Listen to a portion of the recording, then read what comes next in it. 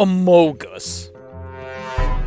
So, it's been a little while since I last made any videos on the Dark Souls remastest mod by Infernal Plus. I thought I had done pretty much every one that I wanted to with all the new items that got added in the mod. However, there was one thing that slipped my mind and I just remembered the other day. Amongst Us. Thank you, Infernal Plus. So of course, I said to myself, you gotta do this. There's no negotiation. This is a required run. So I fired up Remastest once again, and I named my character AMOGUS. Then I spawned in the armor. Then another question hit me. What weapon or weapons should I use here? I mean, I haven't really played Among Us or anything, but I know the memes. So I went loosely based on the Among Us boss fight that was added with the mod. Yes, that's right. The Among Us boss fight. More on that later. Anyways, the Among Us dudes use daggers with bleed to absolutely gank you during their fight. So I looked at some of the daggers in the game, and I didn't really like the look of most of them. That is, until I saw the Ghost Blade, which looked like a good knife a sussy imposter would use. Then I realized it wasn't a dagger, and it was a curved sword, so I guess I'm going to be using curved swords. For now, we chose the bandit class to use the bandit knife. I was now the imposter Among Us. Yes, I will be saying Among Us this whole video. The mod increased the amount of bleed buildup that weapons get, so bleed was actually quite easy to proc multiple times within a boss fight. So the Asylum Demon was extremely easy. From there, I wanted to beeline straight for the Ghost Blade since the bandit knife kinda sucked. As pictured here against the Taurus Demon. We were doing one of the damages of all time here. You don't look hollow. That's what I want you to think, Solaire. I tried looking for some other dagger alternatives for now, but they were just as bad as the one I had. What a waste of time. Go and fall off a cliff. I got to Andre, and I upgraded my bandit knife just a little bit for the gargoyles fight. Get yourself killed. That way I wouldn't be stuck in the fight for over 30 minutes. So, we sussied our way amongst the hollows to the gargoyles. Our damage was, miserable here. Thankfully, we had old reliable, bleed. So we just sat there waiting for bleed to proc with each hit, as our damage alone would take way too long. While I did get close on our first try, one of the gargs saw me vent, so we'd have to retry again. Are you... On our second attempt, though, I convinced one of the gargs that the other one was an imposter. We called our first emergency meeting. From what I saw with the Among Us boss fight, the Among Us dudes love to stare at you and then parry you when you attack. So I felt parrying should become an integral part of our build. Then I tested that, and I parried Lautrec into the void. We sussied our way into Riz Town. I can't believe I just said that. Then we styled on Mildred. I was really glad I made my character extra thick to make the Among Us armor look super chunky on us. For Quelaag, we had essentially the same exact strategy as the gargoyles. My bandit knife had next to no damage, but hear me out, bleed. Yeah, this fight took a long time. I'm not sure, but I think Quelaag has either an extremely high resistance to bleed, or more likely she's just immune to bleed. Either way, I don't think I got bleed to proc on her a single time. So we just relied on our very low base damage to take her out, and the fight ended up taking a long time. We called our last emergency meeting. Then next up was the Eternally mission. From there, I grabbed the mod-specific witch ring that allows us to fight ghosts as long as we wear it. And it also gives us a cool little light on top of our head. That way I don't have to constantly use those curses in order to farm the ghost over and over again. So I started farming, and it took a little bit of time, and I ended up getting curious about the drop rate. So I looked up the drop rate for the Ghost Blade on the wiki, and the chances were, oh my god, you gotta be kidding me. 1%? Alright, I'm prepared to do this for an hour. Funny enough, I got really lucky and the blade dropped for me on my next run, so thank god that happened. Because I did not want to sit there for hours farming that thing. So I went to test it out on the Iron Golem. The Ghost Blade had this fun R2 attack that lets you swing like a maniac. It takes up a lot of stamina, obviously, but it fits the Among Us vibe so well. It also has bleed. Not as much as other weapons get, but enough for bleed to proc fairly often. Unfortunately, I think the Iron Golem also was immune to bleed, so the Iron Golem took a while as well. Well, that and I hadn't upgraded the Ghost Blade yet, so... Next was Sussy Londo. I like the Rayman-esque animations with the armor set as well. So I ran my stubby little imposter legs through all of Sussy Londo. I also parried the Silver Knights in order to get inside the main part of the castle. From there I went straight to the Giant Blacksmith to upgrade my Ghost Blade since it was doing horrible damage. So I used all of the souls I had, as well as the consumable souls. Then I was a little short, so I went to take out the albino demons nearby, and with that I gathered enough souls to buy some Twinkling Titanite to max out our blade. Then it was time for Ren and Stimpy here. I definitely did this first try. Watch out, watch out, watch out, watch out! I went after Smo the first first attempt, but then Super Ornstein absolutely suplexed me in the second round. So next time I ended up going for Ornstein first. I said I took out Ornstein first. Then I baited Smo over and over again until he eventually went down. Thank you. We grabbed the big bowl, then we hit up Framped. Nah, never mind. Among Us rides solo. Can't trust anyone since we're all imposters. Really like that I'm short enough to make all of the cutscenes break and not have me in focus most of the time. I vented down to Capra Demon really quick, where I had probably one of, if not the easiest Capra Demon fights I've ever had. Then we speed ran our way to Gaping Dragon. I had some wordplay on his name here for a joke, but I think it's better just not to be said here. The maxed out Ghostblade did some much better damage against the Gaping Dragon. We almost took him out instantly when he first drops his head. I tried to take out his tail, but he went down so fast I didn't even get a chance.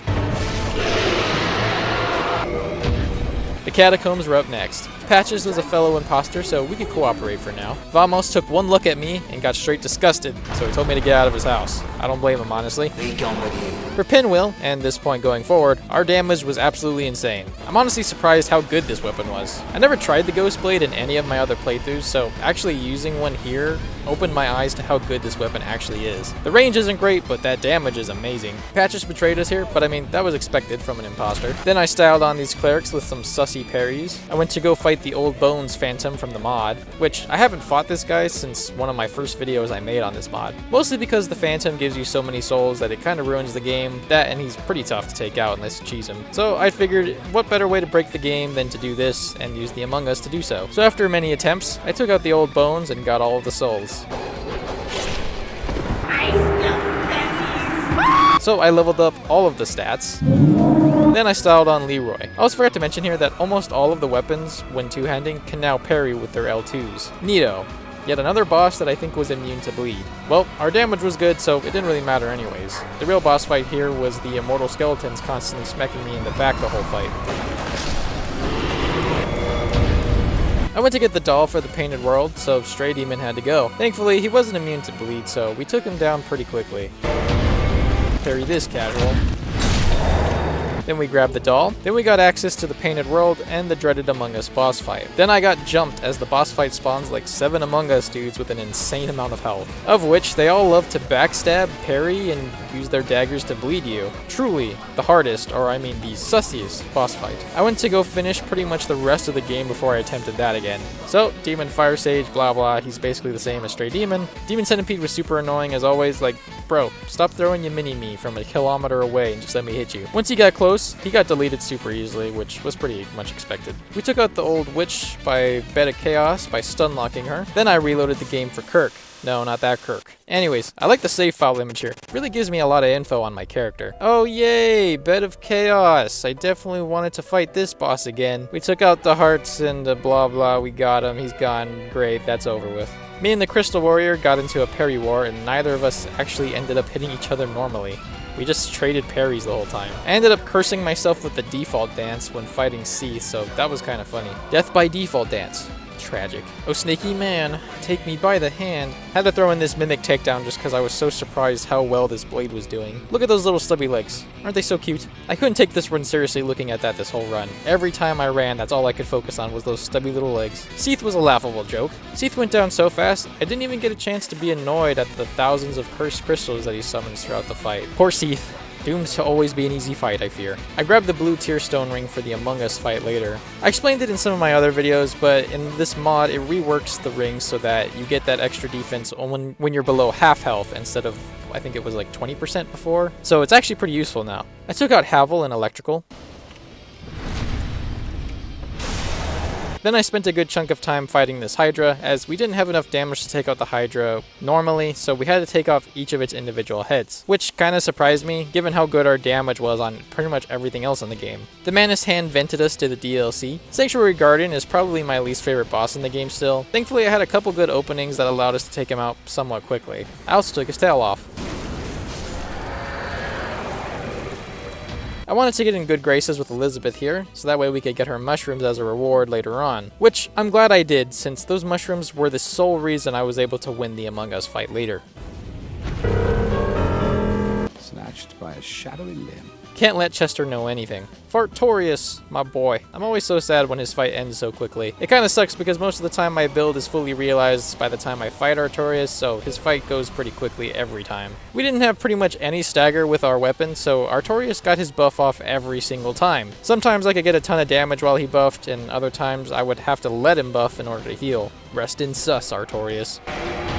Chester Cheetah was a minor inconvenience for us, as always. We grabbed the crest key for later. Yeah, maybe one day I'll get scared by this again. We saved Sif here, so I could have him for the Manus fight. Although, I would only use him for the final hit, pretty much. I didn't really want his help for the fight. This was one of the easiest Manus fights I've had, funny enough, as he didn't really use most of his dark magic attacks. Plus, I had huge damage, of course. Once I got Manus down low enough, I summoned Sif at the very end of the fight, so he could grab the glory of taking out Manus. Damn, boy, he's thick!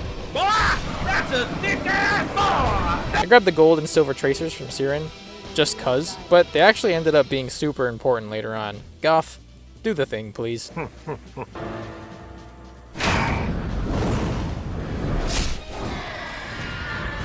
Never gets old. Calamite wasn't too bad, and most importantly, I actually remembered to record the fight, unlike some of my other videos. I'm pretty sure he also had a high resistance to bleed, as I didn't really notice the bleed proc throughout the fight. Maybe it did and I just wasn't paying attention, or maybe he truly is immune. I thought about using the Calamity Ring since it gives you more damage as well as making you take more damage in this mod, so I ended up trying it out, but it wasn't really worth it. The amount of damage you took just did not outweigh the benefits you got from it. So I finally decided to tackle the Among Us boss fight here. This took me a long time to do with my weapon selection that I went with. You really need a weapon or a spell that has some sort of AoE effect in order to beat this boss pretty reliably. I was struggling for a while, and that's when I got the idea to run back for the Elizabeth mushrooms, and I switched to the gold tracer for this fight. I would use the mushrooms as a constant heal without being forced to tank a bunch of damage while using Estus or Humanity, and also from when I would get backstabbed I would be able to heal at the same time. That and it would help me recoup from the bleed procs. Then, while I had that passive healing going, I would either wildly swing at the Among Us horde when possible, if I would get swarmed or needed some iframes in order to heal, and when there weren't too many Among Us dudes left, I would parry them as much as possible. This fight took a long time, as even a riposte from a parry would take only around 8 to 10% of their health. After about an hour of trying, I realized I needed the mushrooms. So, I grabbed all the mushrooms and I used them all in one attempt. And thank God I was able to beat it in this attempt, as I don't think I could have done this without the mushrooms. Once I got the Among Us dudes down to about 2 or 3 of them, I would pretty much just solely parry them, as I wouldn't get ganked nearly as often.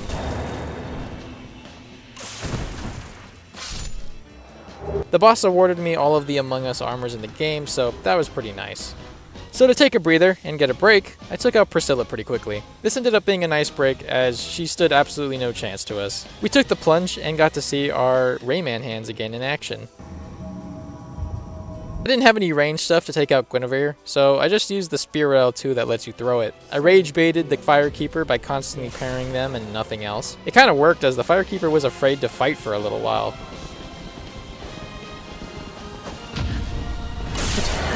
Gwendolyn was pretty standard. We almost took them out in one damage phase, so that was almost an insane achievement for us.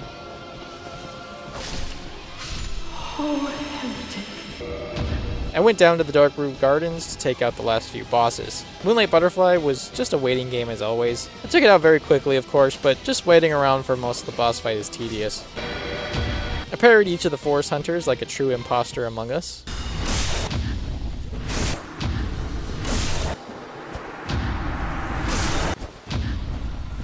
Sif recognized I was the imposter that saved them from Manus. Ah yes, more Rayman hands. I doubt Sif could forget us, honestly. Look at that armor. Anyways, Sif went down super quickly, so unfortunately we had to put him down. Rest in peace, Sif. You will be remembered until I play the game again. I wanted to fight the Crestfallen Knight, so I rage baited him here. Then I somehow got this parry to work in New Londo. I was a bit confused how that landed, to be honest. Hello there. Thanks, Ingrid. I always wondered, how did all the water get in there? Top 10 unanswered questions in Dark Souls. Right behind the giant wagons and those small rooms inside Dark Souls 2. Four Kings was pretty easy, so I spent the whole boss fight just emoting on them until they would spawn in. Then I would take them out pretty quickly, repeat that process 3 times, and bam, donezo.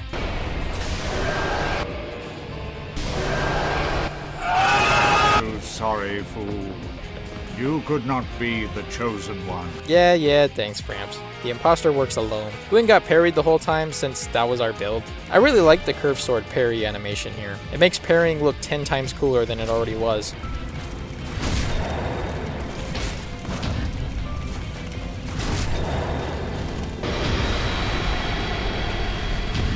Then was the matter of which ending to choose for AMOGUS. I mean, I'm sure no AMOGUS character would get the good ending. So, of course, we went with the Dark Lord ending. AMOGUS had achieved the Dark Lord of the Hollows title just like every imposter dreamed of. I liked this run just because of how ridiculous it was. I had fun breaking certain cutscenes with how short I was, or seeing how out of place I looked performing certain actions as an Among Us character. There is an actual game mode that was created within the mod for like a sort of Among Us style game, but I didn't play anything online. So if you wanted to try this mod, I'm sure you could get some friends together and play some Dark Souls Among Us. If you want to look dumb and just mess around with this armor, it's pretty fun to see inside of the game. Anyways, I hope you enjoyed, and I wanted to thank you all for the support as always. If I think of any other runs for this mod, I'll make sure to do them, but I think it's time to put this mod to rest once again. I think I'm going to try the Cinders mod for Dark Souls 3 soon, but we'll see what happens. I hope you have a good rest of your day, night, evening, whatever time it is wherever you're watching this, and as always, take it easy.